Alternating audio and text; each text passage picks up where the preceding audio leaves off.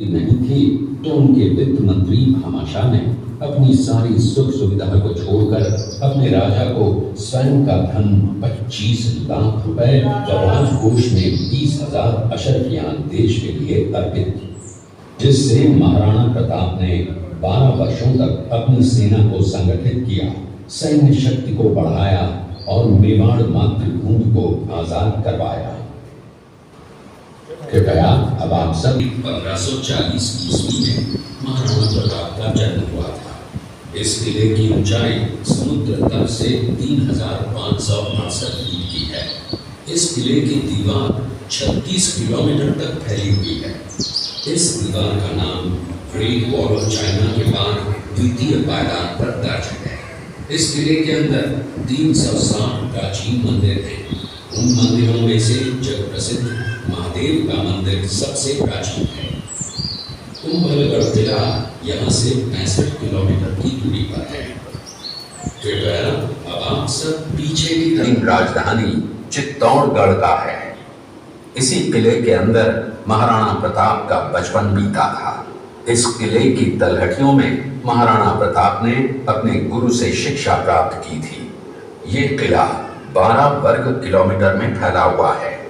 इस किले पर जब भी विदेशी आक्रांताओं ने आक्रमण किया और उस आक्रमण में कोई भी राजा व सैनिक वीर गति को प्राप्त कर लेते तो उनकी पत्नियां वीरांगनाएं अपने सतीत्व की रक्षा करने के लिए जलती हुई अग्नि में कूद प्राणों को त्याग देती थी, जिसे हम जौहर कहते हैं। चित्तौड़गढ़ में 3 मुख्य बड़े जौहर हुए थे। प्रथम जौहर 1303 ईस्वी में रानी पद्मिनी ने 16,000 स्त्रियों वीरांगनाओं के साथ जौहर किया था, सिर्फ अल्लाउद्दीन खिलजी के कारण। दूसरा जौहर 1535 ईस्वी में गुजरात के शासक बहादुर शाह के आक्रमण के कारण रानी कर्मावती ने वीरांगनाओं के साथ किया। और तीसरा जौहर 1568 ईस्वी में जब अकबर ने चित्तौड़गढ़ पर आक्रमण किया, उसी समय रानी फूलकुंवरी ने 7,000 वीरांगनाओं के साथ जौहर किया। फिर भी अकबर का मन नहीं भरा और अंत में हजारों आम लोगों का कत्लेआम करवाकर उन्हें मौत के घाट उतारा गया।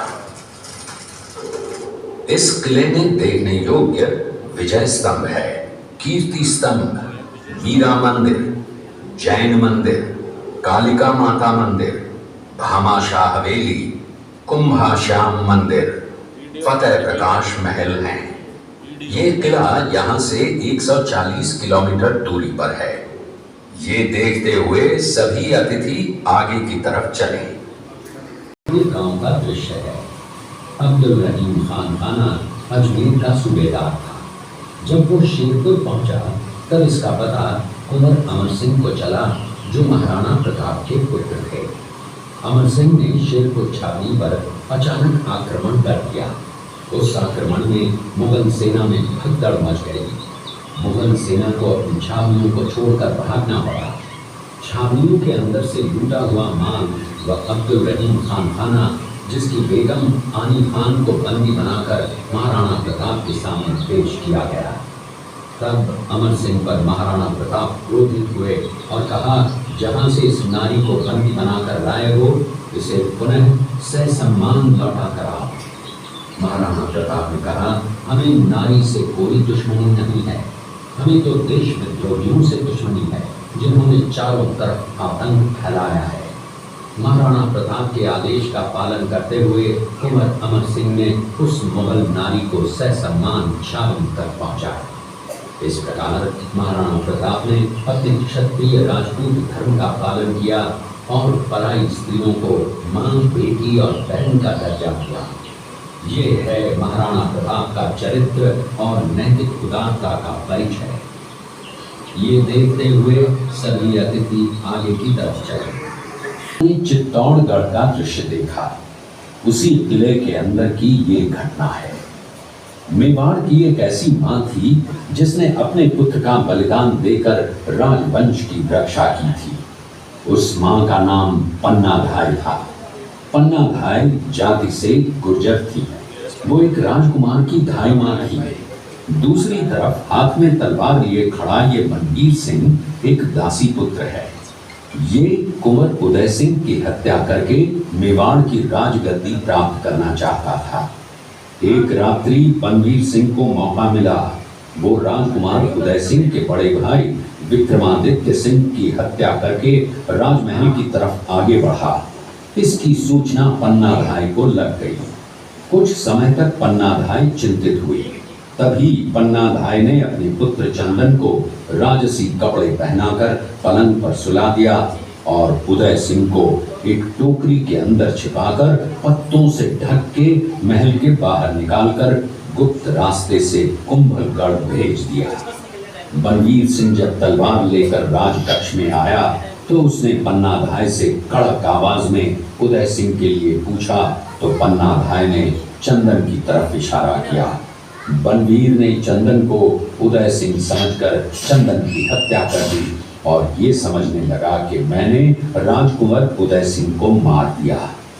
वही राजकुंवर बड़े होकर राजा बने और अपने नाम का उदयपुर नगर बसाया जो यहाँ से 40 किलोमीटर दूर है।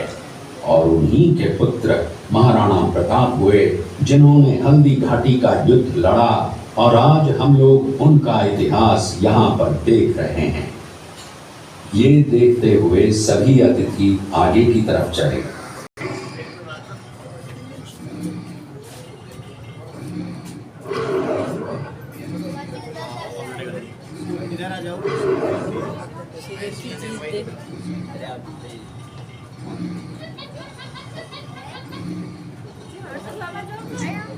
ये घटना महाराणा प्रताप की वीरता को दर्शाती है। एक समय नरभक्षी बाघ का आतंक छाया हुआ था। महाराणा प्रताप ने उस बाघ का शिकार कर उस बाघ को मार डाला। ये घटना महाराणा प्रताप की वीरता की प्रतीक है। कृपया अब आप सब पीछे की तरफ देखिए।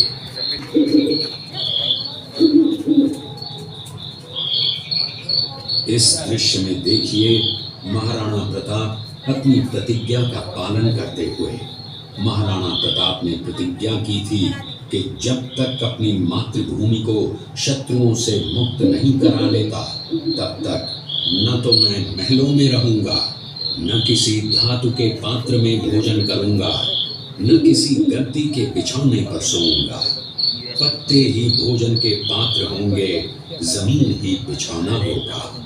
इस प्रतिज्ञा का पालन उन्होंने 21 वर्षों तक जंगलों में रहकर किया। इस दृश्य में देखिए महाराणा प्रताप वृक्ष के नीचे बैठकर पत्तों पर खाना खाते हुए। इसी कारण हम आज भी महाराणा प्रताप को श्रद्धा व सम्मान से याद करते हुए देशभक्ति की प्रेरणा प्राप्त करते हैं। ये देखते हुए लाइट चार्ज मेरा भाई। अरे लाइट चार्ज मेरा रिकॉर्डिंग चल रही है।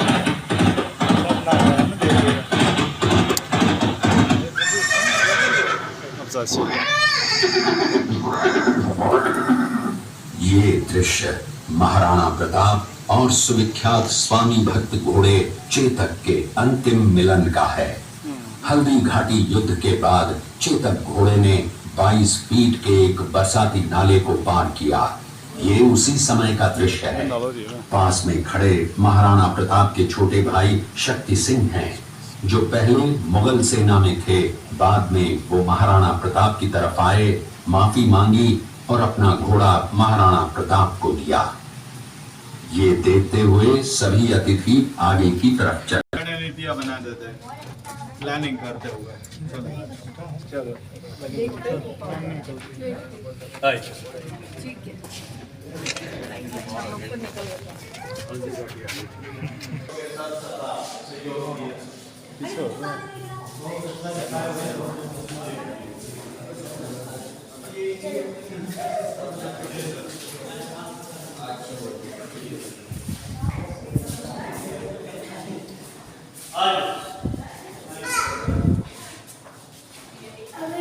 तो बांध कर ले जा रहे यार। अरे बांध कट्ठे ले जाए ले मेरी रिकॉर्डिंग करना है एक हमारी थोड़ी सी दिखा दो ये मेरी रिकॉर्डिंग दिखाई क्या बंद बंद करती रिकॉर्डिंग बंद हो जाएगा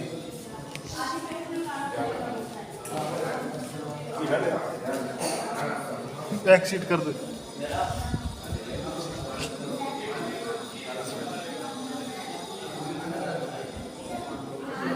गांठ लूँगा फेमस है अभी देखिए शॉप पे सिंपल टेस्ट करो ग्रामीण कल्चर शॉपिंग रेस्टोरेंट अभी आप लोग आराम से देखेंगे थैंक